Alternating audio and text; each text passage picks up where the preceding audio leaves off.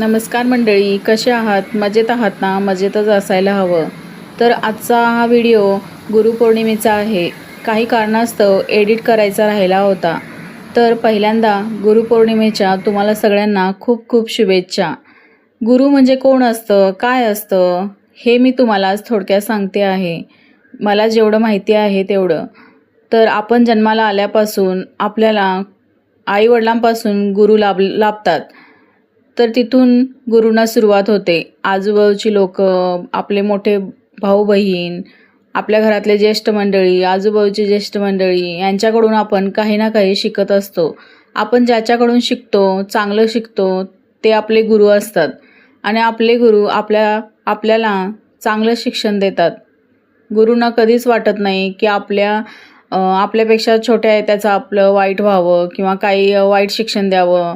चांगले संस्कार, चांगलं बोलणं हे ज्यांच्याकडून आपण शिकतो ते आपले गुरु. तर आपण त्यांच्या जवळ असलो तर आपण गुरुपौर्णिमेच्या दिवशी त्यांचे आभार मानले पाहिजेत, त्यांची सेवा केली पाहिजे. पण काही वेळेला आपण त्यांच्यापासून लांब असतो, आईवडिलांपासून, आपल्या मोठ्या लोकांपासून लांब असतो शहरामध्ये वगैरे, तेव्हा काही प्रत्यक्ष आभार मानता येत नाही. त्यामुळे असं काही मंदिरामध्ये वगैरे जाऊन किंवा स्वामी मठात जाऊन आपल्याला स्वामी वगैरे सेवा करत असाल तर सेवेच्या ह्याने स्वामींना वगैरे आपण एक छोटीशी सेवा दिली पाहिजे. कारण त्यांनी आपल्या आयुष्यात खूप काही बदल केलेला असतो, चांगला बदल केलेला असतो. तर माझ्या आयुष्यातही तसाच चांगला बदल स्वामींनी केला आहे. त्यामुळे मी स्वामींना पण गुरु मानते. त्यामुळे आज मी मठामध्ये गेले होते. आम्ही सगळेच गेलो होतो. तर जाऊन आज स्वामींची सेवा केली. तर हे पहा, माझ्यासोबत किती भक्त मंडळी स्वामींच्या मठामध्ये होते. सगळ्यांना स्वामींनी सगळ्यांच्या आयुष्यामध्ये छान केलं आहे. त्यामुळे सगळे आभार मानण्यासाठी आज इथे आले आहेत. आज काही स्वामींकडून मागायचे नाही, कारण स्वामींनी भरपूर दिलं आहे.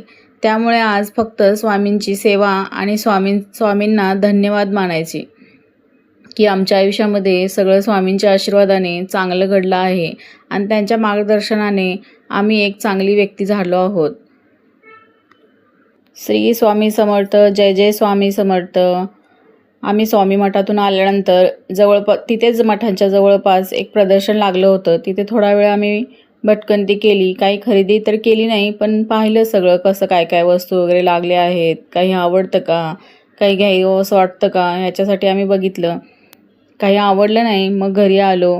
घरी आल्यानंतर स्वामींच्या मठातून प्रसाद दिला होता, तो प्रसाद खाल्ला आणि आजच्या दिवसाची छानशी शेवट झाली. तर मी मठातून एक उंबरठा पूजनासाठी मला मठामध्ये मिळालं, ते मी तुम्हाला दाखवते आहे. खूप छान आहे. मी घरीच हे उंबरठा पूजनासाठी उंबरठा लेपन तयार करते.